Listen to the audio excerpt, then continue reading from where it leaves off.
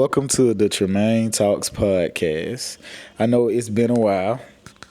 Um, I had to get a lot of things in order, and today we have a special guest, and we're gonna have guests from now on. And I would like my guest to introduce herself. I know her from Sandbox days, but yeah, I'm gonna let her introduce herself to you guys. Hello, my name is Portia Brown. I am a nurse, a mom, and that's about it. So, with today's episode, we just going to talk about life and talk about how God worked in her life and how, with me knowing her, how she's changed now, a totally different person, and the power of Christ and the power of following Christ in your life. So it's kind of going to be a testimonial episode so you guys can see the fruit, you know, and see how the Spirit has worked in her life. So we're going to start with, how are you feeling now in this moment? How's life right now? And where do you feel like you are right now in this moment mentally? How do I feel right now? Nervous. Yeah. This is our first podcast, y'all. Yeah. First podcast episode. First, just being out in the open. Yeah, it is. Yeah, it is. Mentally, where I'm at now, I feel like I'm in a good space mentally. And where do I see myself in the future? Well, no, like right now, I was just saying, asking you where you are right now in your life, like how you feel right now in this space. You said you feeling good mentally. I feel good mentally, but I feel like I can be in a better, it could be better. Yeah. Well, it will be better. I'm going to say that. Yeah. I'm going to speak it into existence. That's what I'm going to say. Yeah, I forgot to tell y'all. This is her first time being on camera. I kind of been trying to push her to do this for a minute because I feel like she should tell her story to the world, and it's going to inspire someone. So we're going to go back, and we're going to talk about childhood first. How was it? Tell the people where you from and how was it growing up? Were you raised in a home like with parents that made sure you was in the church? Well, I'm from, you can say Black Belt and Colorine. And what Black Belt is in Lowndes County, Alabama. Yeah, for people that don't know. Was I raised in a home that made sure I was in the church? Oh, I would say no. But I was still going to a church, but I feel like, we was in a church at New Bethel in the choir, but I don't feel like it was, it wasn't like a church that we attend now, I would say. Did you grow up with both parents in the household? So when I was younger and my mama, she was going through mental problems, right? So it was just, my brother was older than me, and I was probably a baby at this time, and I don't know what caused my mom to go through what she went through, but they told us the story, but I don't remember it. But I remember parts of it, but they did tell her how when I was little, my brother was old enough not to go with my mom, but I wasn't, and they said she took me into the woods, and she had a gun, and like the only thing that prevented her from pulling the trigger was she couldn't get it off safety. And like, so my mom ended up going to mental people. Yeah, like a mental institution. And my grandma, which is my mom's mom, made my mama's sister promise that my mama kids wouldn't go into custody, like, so we can get adopted or nothing. So my auntie ended up getting me, and my brother was old enough to take care of himself. So I ended up going with my aunt, and she had my cousin, and I was in their household, and it was pretty challenging, I would say that. It's like I was closed off from. I would say school was my escape from how I was living. Like I had straight attendance. Like I even got an award for straight attendance, cause that was my escape from what I was going through. Man, it was like it was rough for me. I would say it was rough. Yeah. So how old were you when you moved? Like when you got adopted? How old were you? Oh, I don't even remember. I was You young. was a I was baby, baby. I was in. Was I in? It started in. I was in elementary school. I Okay. remember that much. Okay. I remember that. Okay. So Yeah. what you what you remember about when you first, like when you started, did they make it known to you, or did you know that you was like adopted Yeah, I then? knew I was adopted Yeah, because you I knew knew. my mama. I Yeah. knew my mama. Like I said, I remember my mama would sleep all the time. I guess she was Okay. depressed. I remember that she would sleep all the time. Like at this point, I think we were still with her, and she wasn't caring for us. But I ended up going to school, and and the teachers, I guess they noticed that I was like, what's the word? I can't come up with the word. Like not paying attention to class or what?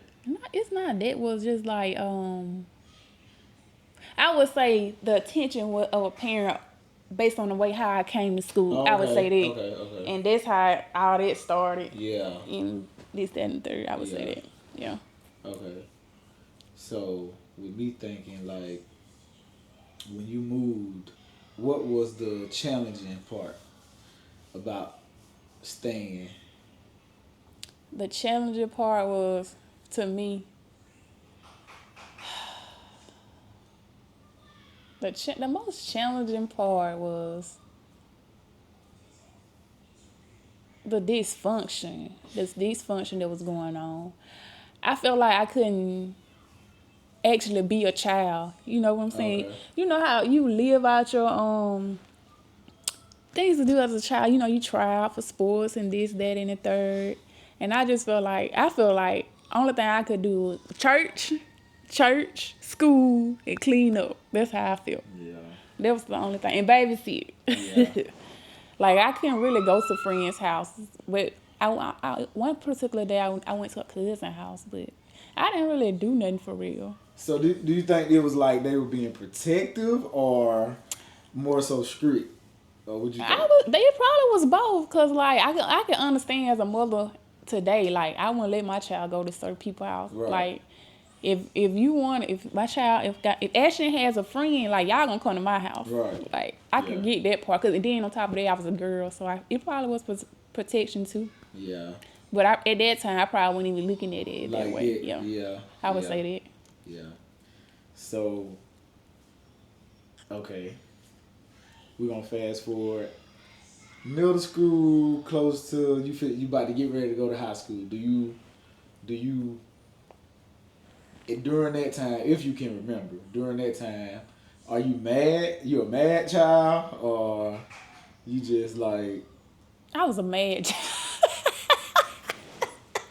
I was a mad man, furious. yeah, I probably was furious. I yeah, would say I was furious. yeah, and Yeah. that was due to your living situation. Yeah, my living situation. It just like I just couldn't do nothing. That's how I feel. I couldn't Yeah, do nothing. yeah, That's how I would say that. yeah. So you feel like you missed out. Yeah, and my cousin he did everything. He played basketball, and I can't do nothing. Yeah, But, yeah. just doing the chores around the house. The chores and make good grades, go to church. That was it.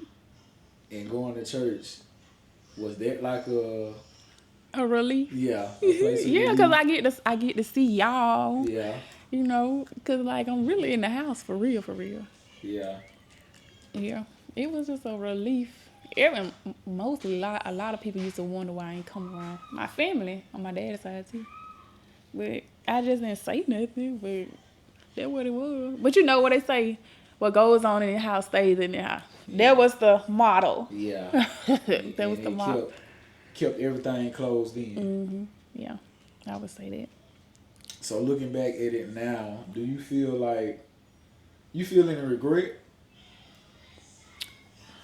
don't feel regret. No, not now because God told me I had to go back and forgive everybody.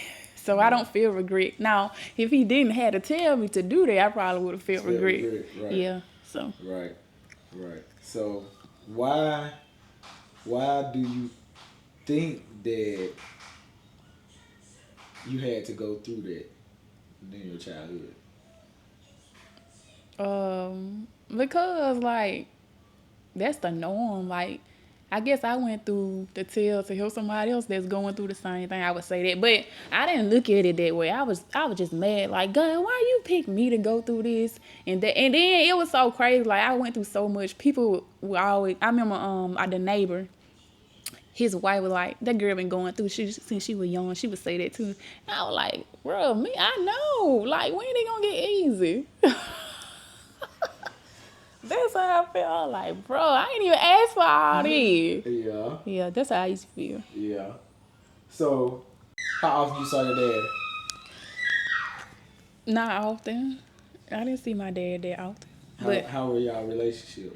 me and my dad were like this. I love it's stuff I could talk with my dad that I never could talk with my mom because she was going through her little thing. But me and my dad, we was great. You never wanted to go stay with him? I did. Like, I used to wonder, like, how you raising another woman kids, but I'm over here. Like, what? Make it make sense to me. Come on, it wasn't clicking for me. Yeah. Like, the dots weren't lining up for me. Yeah. Because yeah. how you let him, you raising this woman kids, but your kid over here. Yeah, so you had a lot of stuff Yeah. mentally. But you stayed doing your work. Yes. And like in school, you kind of like, you were always goofy though. Yeah. Like you always laughed and stuff. I feel like back then, my heart was so pure. And then, Yeah. like, the more I went through, all the pureness left, I would say that. Oh, okay. I would say that. But it didn't, I didn't see it like turn you into a different person. I feel like it did. Because I feel like back then, I was so pure. I feel like I was so pure. Loving, warm. But I still, even though I was going through, most people couldn't even see that because I didn't show it. Yeah. I didn't show it. Yeah, nobody could see it. So high school. In high school, did things start to change at the house in high school? Oh, no. I feel like it got worse in high school. Because, you growing up, and then I'm a girl. Mm-hmm. And, I'm feeling out. Yeah. But I was a tomboy back then. I ain't really wear girl clothes for real mm-hmm. to school. I know them Dickies. I used to love Dickies, my long socks. Yeah. All that. And then in high school, did you date in high school? Did I date in high school? Yeah, I did. Who I dated in high school? Oh. You gotta say their name. But so in high school, I'm going somewhere with this. But in high school, did they allow you to go to prom? No. You didn't go? I didn't go. I went to, I had left the house. I went to prom my 12th grade year. I had left them. Okay, yeah. Okay. What year did you leave the house? It was my 12th grade year. Yeah. My mom ended up getting sick again, mental illness problem, and I think I was down my mom that day with my auntie and them, and they wanted me to come back home and keep the baby. I wouldn't come. Mm-hmm. So I just made in my mind I was leaving. I was tired of it. So I left, and I went and stayed with my other aunt, which was my mama's sister, and that's how I ended up going to prom. What was you tired of? I was tired of, like, dang, like, when I'm be able to do something, like, y'all got me in here like a prisoner. Yeah. Yeah. Like, it's just like, bruh, I'm about to be going to college. I wanted to play ball. Yeah. Like, I don't know. Yeah. But that's what it was. In high school, yeah. In high school.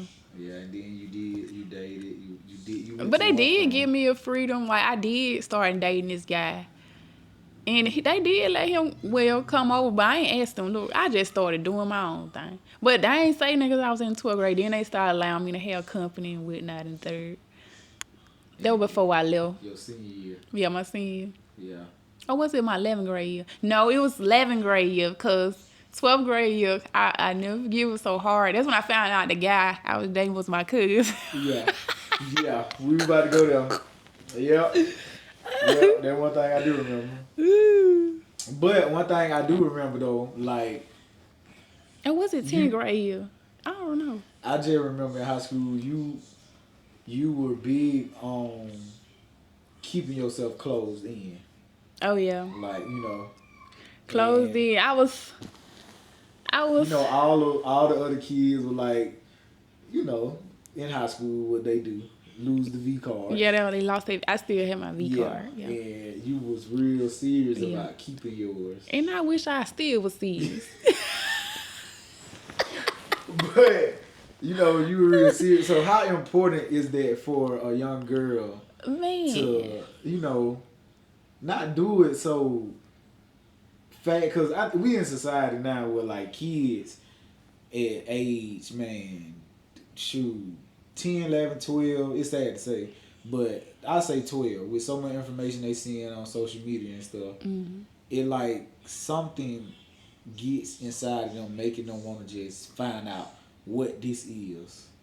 Oh, I would say is using your virginity is bigger than what the world look at it. Because once it's gone, it's gone. Now you done introduce yourself to this person. You don't know what they fighting. Now you done came in contact with them sexually. Now you fighting what they fighting, and you over here mentally ill and wonder why you mentally ill because you done got, now you fighting what they fighting. I would say it's very big, and I would say keep it as long as keep your virginity as long as you can keep. I still wish I had mine. Yeah. Yeah. I wish I can rewind and go back. And I think, when our parents tell us to hold, and we used to, anyway, I think our older people always told us to keep it because, save yourself into marriage. Mm-hmm. That's the only reason they would say that, but they didn't know spiritually what was going on. Yeah, so spiritually, you are marrying that person. True. But we don't know. We just thinking it's fun or it just feel good. Yeah, because the crowd doing it. Yes. So let me do it too, because everybody else at school said they doing it. Mm-hmm. And they talking about it. But spiritually, that opened up a door. Yes, a door. A big door, not a little one. Yeah. The big door, not the little one. Right. Ain't that what they say? And it makes you want to do more. More like what it says, what's the whatever you sow you'll reap. If you sow the flesh, you're gonna reap of the flesh. Like, so they're just like, if you have sex one time, it's like you giving it power, I would say. And you making that sexual desire stronger and stronger and stronger. Yeah. That's what it is. Yeah. So yeah, all the kids just don't feel lame. The girls that, what you say to the little girls that feel like it's a girl right now, she got a group of friends, female friends. They may be 10th grade, 11, maybe a senior. Mm-hmm. Everybody doing it. Everybody, quote unquote, outside. She the one that want to keep her. She want to save herself to marriage. And they peer pressuring her and they making her feel like she need to do this or she ain't cool. Mm-hmm. Or she lame. Like, what would you tell her? I would tell her, you're not lame. I mean, I would tell her, like, you the black sheep, for real. You the black sheep. It's so important to be set apart. Like, don't follow in the crowd. If you got to stand for something, you'll fall for anything. True. And then, like, I don't think women look at it like, men will manipulate women, But if you standing for something, that'll give a guy, they'll respect you more. You know what I'm saying? Yeah. It's like you doing what everybody else do. Don't nobody want to marry nobody that doing what everybody else do. That's true. But like, you just gotta stand for what you believe in. You can't go by what somebody else doing. You gotta really what you believe, what you want out of life. Stand for what you want out of life. Yeah. Because your friend doing this, I mean, you gotta do that. Right. I would say that. Yeah, that's good. So we going to, graduated high school. What did you go to college for? Man, I went for nursing. Man, look, when I first went to college, I went with my friends and I was playing around so bad, and one failed out. Then I'm like, I'm still playing. Yeah. The other failed out. That when I really got serious when my other two friends failed out of college. I got my first degree in the social science. Then I went back for my LPN. Man, right now, I'm supposed to be a doctor by now. But if I hadn't played around. But, you know, you live and you learn. Yeah. So what made you want to go into nursing? I don't know. I always wanted to be a nurse. I always wanted to help people. That was my thing. But I wish I had a thought about that a little longer. Yeah. Because, honey. What you learned when you first got there? When you first got there? What being a nurse? Yeah, LPN. What I learned? Man, what I learned is that if you don't know the nursing world when it comes to going to see your doctor, baby, they will give you medicine just to be taken. And on top of that, the medicine they giving you gonna cause another problem and another problem after that and another problem. It's like we pushing meds that basically help you to die. I say that because that medicine you taking it for this, but it's gonna cause another thing. Yeah. That's why I don't like when I would go to the doctor. The first thing I tell them, I'm a nurse. Like, you gotta go and put it out there to let them know, like, you ain't finna food, you ain't finna prescribe, because they would tell you anything. Yeah. Like, you gotta go in there knowing what you're talking about, because they'll just try to tell you anything. Like, if you know how your body feeling this way and they telling you this, you gotta really fight for these, like, especially when you go to the emergency room, like, you really gotta fight for how you feeling these days. Like, I be like, bro, it is so crazy. Like, if you could be really sick and they just throwing it by the wayside. And I don't like that. Yeah. I don't know what kind of world we living in. It's different. It's different. I'm telling you, it's very different. Yeah, it's different. So, did you finish with everything you want to do with nursing? No, I didn't. I went back for my RN. I was a semester away from graduating. Then there go the Lord. Okay. Now, so when did you start to take your walk with Christ serious? Or I'm gonna say this: when did you surrender? When it was like, okay, it's time for me to change. Because when you got in college, outside of college, were you going out? Were you partying? Well, I did party. I did. But I ain't party like on the campus or nothing. I was going out. And you know, the club, I always feel like the club went for me because, you know, everybody was playing and dancing around. I just be standing there looking crazy. My friends used to always tell me I'm killing their vibe. Because I just be standing there looking around. I don't like the club because the men are so disrespectful. They be grabbing on you and they don't even be knowing you. Yeah. The club was not really my thing. It just was something to do. Yeah. Because I had been on lockdown. Like, just let me just go and do something. Okay. So, yeah, after being so sheltered in, when you got out, was it like, oh, this what I missed? Or was it like exciting? I would say it was kind of exciting at a point. Cause I was just glad to be out the house at one point in time. But, you know, it's like, I don't know. It's just like, something flicked in me and like, it's just something I didn't want to do no more, for real. Mm-hmm. So how old were you when, cause when you was in college, were you staying on campus? I used to drive home. Man, I was working a full-time job. I was a temp at Hyundai Glows, then I got hired on. I was getting out of work, going to class. I did that all the way up until I graduated.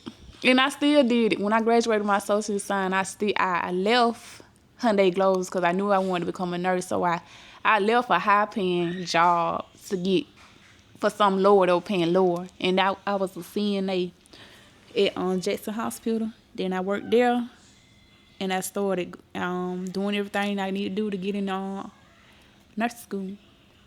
So I took a pay cut. Yeah. Yeah.